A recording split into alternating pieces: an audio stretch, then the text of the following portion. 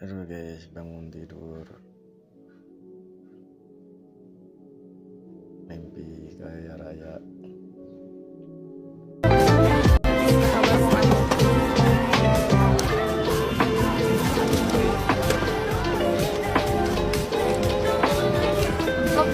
Angkop gak sih? Ini lucu banget. Iya, Udah kemas lagi berarti kopi gue udah pakai seminggu.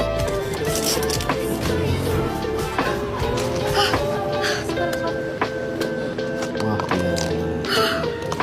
Sadar guys.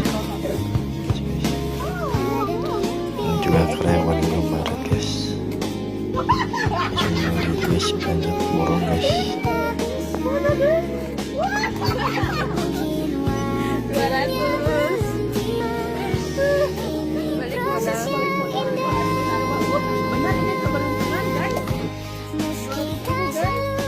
Kita tes hoki gue ya. Ini beneran beli pakai duit sendiri. Ini kita setiap pembelanja tuh pasti ada cup.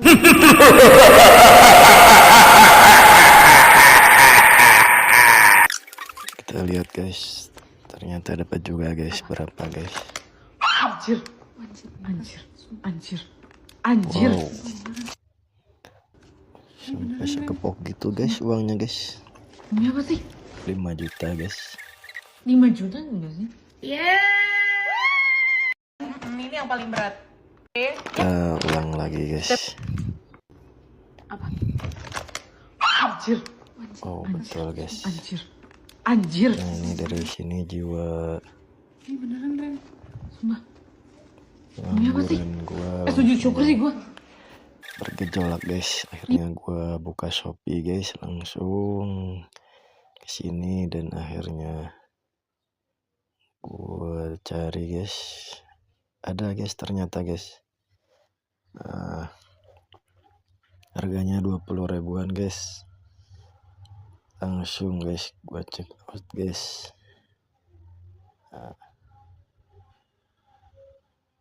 Milih yang tokonya agak deket sama kotak kita guys. Nah tuh 20 ribu guys. Kita masukin dulu buat kita check out sebanyak-banyaknya. Semoga aja dapet ya guys. Oke, terima kasih.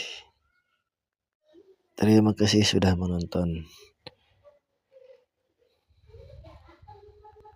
Selamat beraktivitas ya guys. Jangan terlalu banyak mimpi guys.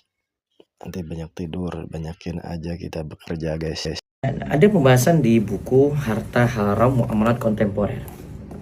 Saya ingin membahas tentang masalah ini fenomena di masyarakat. Itu ada jajanan yang dibeli, kemudian nanti di dalamnya itu ada hadiah, dan di situ ada hadiah uang. Tapi tidak semua dari belanjaan ini, misalnya sini ada 100, ya taruhlah snack lah. Di situ ada hadiahnya semuanya, ada yang dapat, ada yang tidak dapat. Nah, ini ada pembahasan hadiah di buku ini. Yang jelas ini dapat dikatakan sebagai judi. Ya, dikarenakan kalau saya peringkas, pemberian hadiah seperti ini masuk qimar dan gharar karena pembeli barang atau pengguna jasa mengeluarkan uang untuk membeli barang, dan hadiahnya tadi, di mana pada waktu pembelian dia tidak dapat memastikan apakah akan mendapatkan hadiah tersebut. Ini saya bahasakan dengan hadiah ya. Jika mendapatkan hadiah ia beruntung, dan jika tidak dapat dia merugi. Bahkan ada di antara yang membeli itu dia borong satu jalan semua. Kalau ini misalnya ada 100, dia borong semuanya untuk dapat hadiah semua yang tadi ada uang di dalam snack misalnya di situ. Maka spekulasi seperti ini masuk gharar, masuk qimar ya.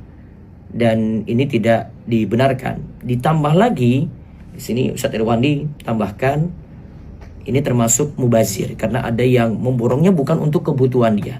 Allah berfirman, "Wala tusrifu innahu la yuhibbul musrifin." Dan janganlah kamu berlebih-lebihan, israf, Sesungguhnya Allah tidak menyukai orang yang berlebih-lebihan. Wala tubadzir tabdzira. Janganlah kamu itu menghambur-hamburkan hartamu secara boros. Innal mubadzirina kanu ikhwana syayatin. Sesungguhnya pemboros itu adalah saudara setan.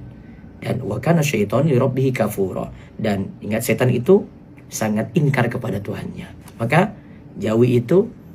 Ingat, ini buang-buang harta, sia-sia makan sesuatu yang haram. Semoga Allah beri taufik. Anak saya juga pernah ketika dia jajan ciki gitu ya, snack, terus dibuka ada hadiahnya uang 2.000. Senang tidak? Senang. Dikasih tahu teman-teman sepengajiannya, aku dapat uang 2.000 dong. Dari mana? Dari ciki itu. Semua anak-anak itu beli ciki itu.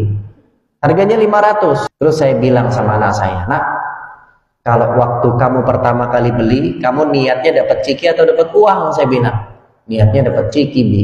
Ya, halal boleh. Tapi beli yang kedua, ketiga, kamu niatnya dapat apa? Dapat uang katanya. Malah bangkrut katanya. Beli cikinya 6, uang yang nggak dapat. Kalau toh dapat kurang ya, modalnya lebih banyak daripada uang yang didapat. Nah itulah saya bilang, itulah judi. Boleh tidak? Nggak boleh. Kamu nggak boleh lagi. Lucu sih, tapi ini mirip kayak judi gak sih? Kita beli sesuatu yang kita tuh nggak tahu dalamnya apa. Yang pertama adanya unsur goror atau ketidakjelasan. Karena bisa jadi yang kita beli itu nggak sesuai sama apa yang kita harapkan. Yang kedua, maisir, gambling atau peruntungan. Karena sifatnya ini kita pembeliannya sangat acak dan tidak terprediksi. Kalau dapat yang kita mau ya kita untung, tapi kalau nggak dapat ya kita rugi. Yang ketiga, bikin ketagihan atau penasaran. Sekali yang kita nggak dapat, kita akan coba lagi dan lagi sampai kita dapat apa yang kita mau. Jadi udah jelas ya kalau blind box itu prinsipnya mirip banget sama judi. Udah tahu kan ya kalau judi itu dalam Islam hukumnya haram. Jadi buat teman-teman muslim jangan sekedar FOMO sama yang lagi viral atau kepincut sama yang lucu-lucu tapi lupa sama halal haramnya. Ada yang pernah tergoda juga? Tulis di komen ya.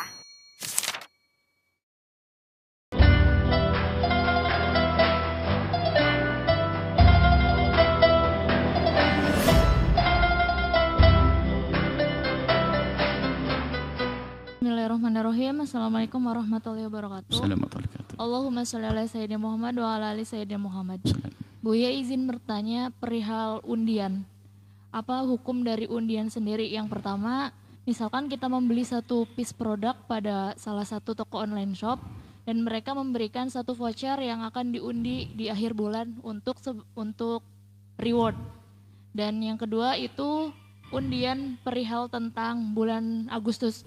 Biasanya di kemerdekaan ini kan banyak undian. Itu gimana hukumnya, Bu ya? Terima kasih. Wassalamualaikum warahmatullahi wabarakatuh. Undian,